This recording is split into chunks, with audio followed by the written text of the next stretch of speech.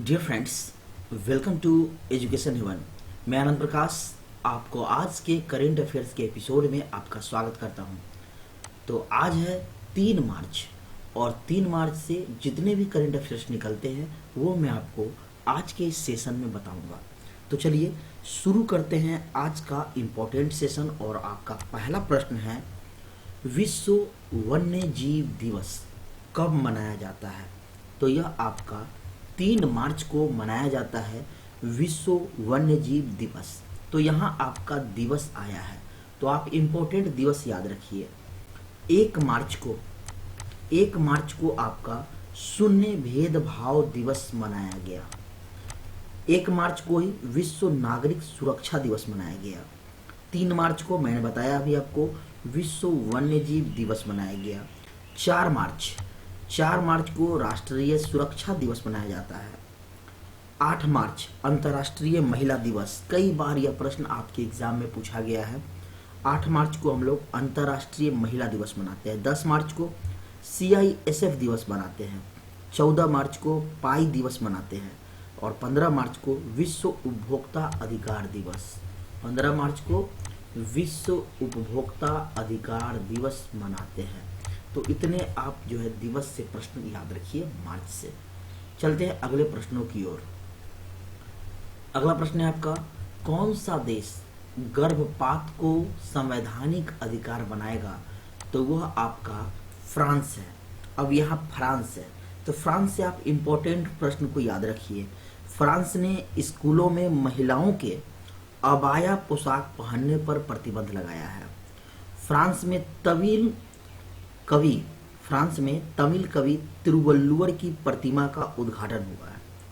Bharat France के मार्सिल में, कहाँ? फ्रांस के मार्सिल में एक वाणिज्यिक दूतावास खोलेगा। और हेनले पासपोर्ट इंडेक्स 2024 में फ्रांस शीर्ष पर रहा है, यह भी आप ध्यान रखिए। और फ्रांस जब शीर्ष पे रहा है, पहला स्थान पे, इसमें भारत का स्थान कितना था? तो 85 था हेनले पासपोर्ट इंडेक्स 2024 में। नेक्स्ट प्रश्न है आपका, किस राज्य में सरकारी नौकरियों हेतु 2 बच्चों के नियम को सुप्रीम कोर्ट की मंजूरी मिल गई है?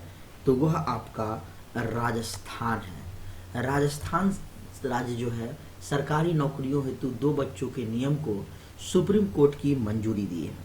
अब यहाँ राजस्थान है, तो इम्पोर्टेंट प्रश्न याद रखिए। राजस्थान में लौह अयस्क के विशाल भंडार पाए गए हैं। राजस्थान DGP का अतिरिक्त कार्यभार उत्कल रंजन ने संभाला है। राजस्थान में मुख्यमंत्री विश्वकर्मा पेंशन योजना का शुभारंभ हुआ है। बहुत इंपॉर्टेंट है आपके लिए, विश्वकर्मा पेंशन योजना। कई बार मैं इसे रिपीट कराया हूं आपको। राजस्थान में मुख्यमंत्री विश्वकर्मा पेंशन योजना का आरंभ हुआ है। राजस्थान के मुख्य सचिव के रूप में सुधांश पंत को नियुक्त किया गया है, आप यह भी याद रखिए। नेक्स्ट प्रश्न है आपका, किस राज्य सरकार ने सार्वभौमिक जीवन बीमा योजना का अनावरण किया है? तो वह आपका नागालैंड है। तो यहाँ आपका नागालैंड है। तो नागालैंड राज्य दिवस कब मनाता है? तो 1 दिसंबर, आप याद रखिए, नागालैंड 1 दिसंबर को राज्य दिवस मनाता है। हॉर्नबिल महोत्सव मैंने पिछले क्लास में आपको बताया था, यह नागालैंड में मनाया गया। केंद्रीय स्वास्थ्य मंत्री ने नागालैंड के पहले मेडिकल कॉलेज का उद्घाटन किया है। इतने इंपॉर्टेंट प्रश्न आप नागालैंड से याद रखेंगे। नेक्स्ट प्रश्न है आपका, देश का पहला सेमीकंडक्टर फैब किस राज्य में स्थापित किया जाएगा? तो वह आपका गुजरात है। कौन सा राज्य है? गुजरात। अब यहाँ गुजरात है, तो गुजरात से इंपॉर्टेंट प्रश्न को जानिए। गुजरात के फल कच्ची खरेक को GI टैग मिला है। दक्षिण कोरियाई कंपनी सिमटेक गुजरात के सानंद में सेमीकंडक्टर संयंत्र स्थापित करेगी। गुजरात ने 2026-27 तक $500 अरब की अर्थव्यवस्था बनाने का लक्ष्य रखा है। और गुजरात के राजकोट स्टेडियम का नाम निरंजन शाह के नाम पर रखा गया है, आप इसको याद रखिए। और भारत का सबसे बड़ा थिएटर फेस्टिवल, नाम बताइए? भारत रंग महोत्सव गुजरात के कच्छ में शुरू हुआ। कौन सा महोत्सव? तो आपका भारत रंग महोत्सव गुजरात के कच्छ में शुरू हुआ। नेक्स्ट प्रश्न है आपका, किस राज्य में समुद्री सलग की नई प्रजाति मिली है? तो आपका ओडिशा राज्य में जो है समुद्री सलग की नई प्रजाति मिली है। अब ओडिशा है, इंपॉर्टेंट प्रश्न ओडिशा से याद रखिए। केंद्रीय मंत्री धर्मेंद्र प्रधान ने ओडिशा के संबलपुर में भारत के पहले स्किल इंडिया सेंटर, कौन सा? स्किल इंडिया सेंटर का उद्घाटन किया, इसको याद रखिए। उसके अलावा ओडिशा सरकार ने स्वयं योजना लॉन्च किया। कौन सा योजना? स्वयं योजना लॉन्च किया है। भुवनेश्वर में, ओडिशा के भुवनेश्वर में बारामुंडा ISBT का नाम बदलकर BR अम्बेडकर के नाम पर रखा गया है। कौन सा? BR अम्बेडकर। ओडिशा में गुप्तेश्वर वन को जैव विविधता विरासत स्थल घोषित किया गया है। तो ओडिशा से आप इतने इंपॉर्टेंट फैक्ट्स को याद रखिए। नेक्स्ट प्रश्न है आपका, किसे NSG का महानिदेशक का पदभार, अतिरिक्त पदभार मिला है? तो दलजीत सिंह को अतिरिक्त पदभार दिया गया है।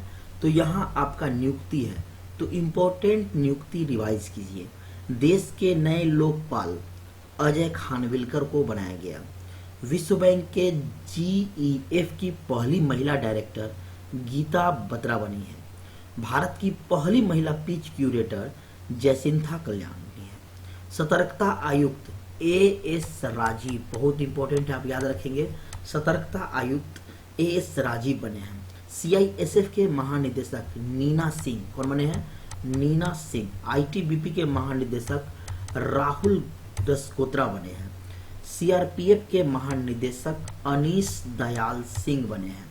कोटक महिंद्रा बैंक के नए अध्यक्ष CS राजन बने हैं।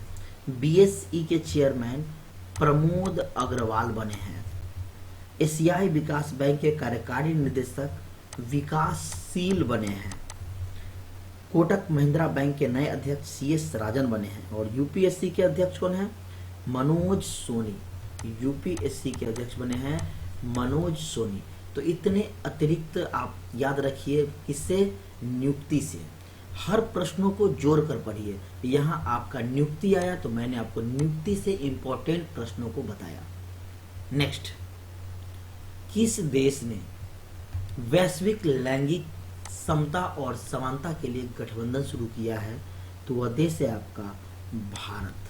अब भारत है तो कुछ इंपॉर्टेंट प्रश्न याद रखिए। मैंने आपको बताया हेलने पासपोर्ट इंडेक्स 2024 में भारत का स्थान 85 था। फिर उसके बाद दोबारा हेलने पासपोर्ट, क्योंकि मैंने आपको पीछे ही बताया है हेलने पासपोर्ट इंडेक्स जो है 2 बार आता है। तो फर्स्ट हाफ में आपका जब ये आया तो आपका 80वां स्थान। भारत की पहली महिला रोबोट व्योममित्र अंतरिक्ष में उड़ान भरेगी। डेनमार्क ने भारत में हरित ईंधन गठबंधन की शुरुआत की है। भारत श्रीलंका के पर्यटन स्रोत के रूप में शीर्ष पर रहा है और दुनिया का दूसरा सबसे बड़ा वैश्विक इस्पात उत्पादक कौन बना है? तो भारत बना है। किसका? इस्पात उत्पादक में दूसरा स्थान पे। नेक्स्ट है आपका खेलो इंडिया यूनिवर्सिटी गेम्स 2023 का खिताब किसने जीता है? तो चंडीगढ़ यूनिवर्सिटी ने जीता है। यह असम के गुवाहाटी के सरुसजाई स्पोर्ट्स कॉम्प्लेक्स में हुआ है। कहाँ हुआ है? सरुसजाई स्पोर्ट्स कॉम्प्लेक्स में यह हुआ है। इसमें टॉप में रहा आपका चंडीगढ़ यूनिवर्सिटी जो 32 गोल्ड, 18 सिल्वर और 21 ब्रोंज पदक जीता है, यानी टोटल 71 पदक जीता है। अब एक प्रश्न और निकलता है, पहला स्थान जब चंडीगढ़ का है तो दूसरा स्थान किसका रहा है? तो दूसरा स्थान रहा आपका लवली प्रोफेशनल यूनिवर्सिटी का जो 42 मेडल जीते हैं जिसमें। अब यहाँ आपका खेलो इंडिया यूनिवर्सिटी गेम्स है। तो प्रश्न याद रखिए, मैंने आपको बताया था खेलो इंडिया पैरा गेम्स नई दिल्ली में हुआ था पहला, जिसमें टॉप पे कौन था? हरियाणा था।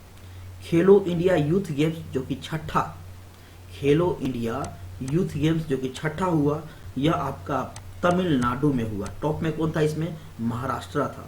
खेलो इंडिया विंटर गेम्स चौथा कहाँ हुआ? तो यह आपका लद्दाख और जम्मू कश्मीर में हुआ। इसमें टॉप पे कौन था? आर्मी।